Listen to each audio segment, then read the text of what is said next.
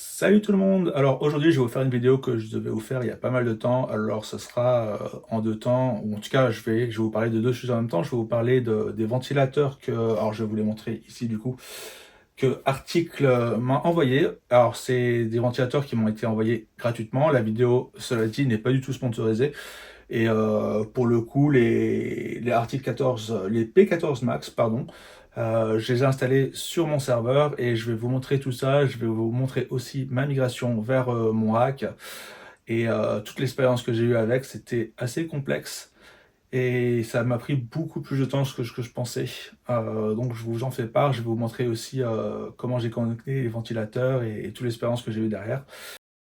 En tout cas, le P4 Max est une vraie surprise pour moi. J'avoue qu'au début, je pensais partir sur du Noctua, mais je suis bien content d'avoir opté pour celui-ci. D'ailleurs, honnêtement, je pense que je vais en prendre d'autres.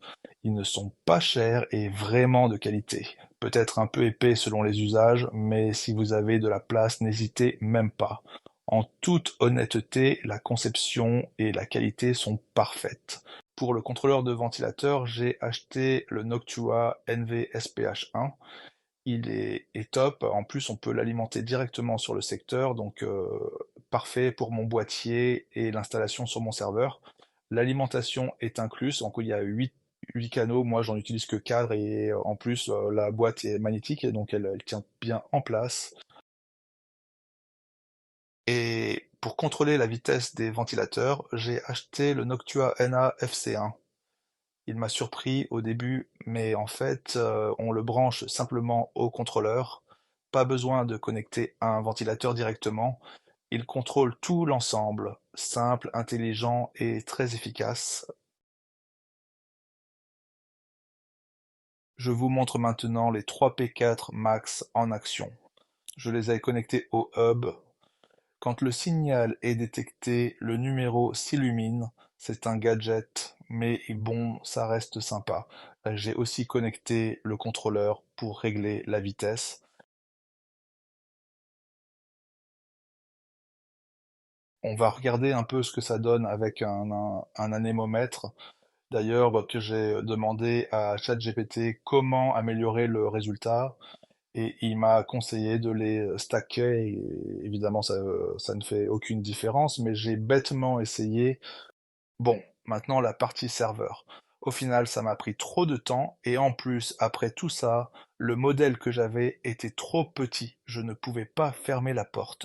J'en ai donc commandé un autre. Je vous mets dans la description le modèle que j'ai utilisé et surtout les accessoires indispensables. C'est toujours un peu stressant de tout déconnecter. Je vous conseille de prendre des notes, quel câble est connecté à quoi, quel VLAN à quel port. On peut vite se perdre. Si vous branchez des switches Ubiquiti et que vous êtes sur le mauvais réseau, vous pouvez facilement vous retrouver bloqué. En tout cas, voici le résultat une fois tout installé. Je suis plutôt satisfait, même si en termes de gestion des câbles, ce n'est pas le top, mais je trouve que ça reste correct. Je trouve les ventilateurs parfaits, je n'ai plus du tout de problème de température, la fixation n'est pas parfaite mais ça reste très stable. Pour le petit ventilateur, j'avoue, j'ai un peu abusé, il est attaché avec un zip mais honnêtement il n'a pas bougé. Le résultat reste quand même beaucoup plus propre. Les ports qui clignotent sont ceux de l'Ubiquiti 24 Pro Max. N'hésitez pas à regarder la vidéo sur ce switch et l'UDM Pro Max, le lien est dans la description. Ma multiprise est connectée à cette UPS 850 volts ampères elle-même, reliée à une batterie EcoFlow.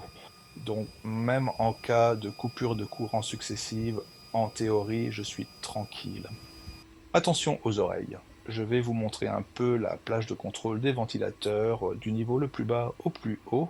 À fond, ça fait fatalement du bruit, notamment avec le petit ventilateur qui affiche des RPM hallucinants. Mais bon, dans mon cas, tout ça est dans mon garage, donc le bruit ne me dérange pas. Pour finir, je vous montre un peu mon installation ainsi que le placement un peu étrange de mes ventilateurs. Mais tout fonctionne très bien, ne vous inquiétez pas. D'ailleurs, si vous avez des commentaires, n'hésitez pas à les laisser. Je suis curieux d'avoir votre retour sur mon premier hack. J'avoue que le câble management n'est pas terrible, mais je n'ai fait aucune préparation préalable. Je suis parti de rien et je suis plutôt satisfait. Au fait, j'ai une confession à vous faire. J'ai utilisé une IA pour copier ma voix pour la plupart de cette vidéo. J'avoue que j'ai du mal à m'y faire. C'est un peu monotone. Qu'en pensez-vous? Au moins, ça me permet de faire des vidéos plus souvent. D'ailleurs, ça vous dirait une vidéo sur l'IA, surtout en local. Allez, à bientôt. Stay connected, stay secure.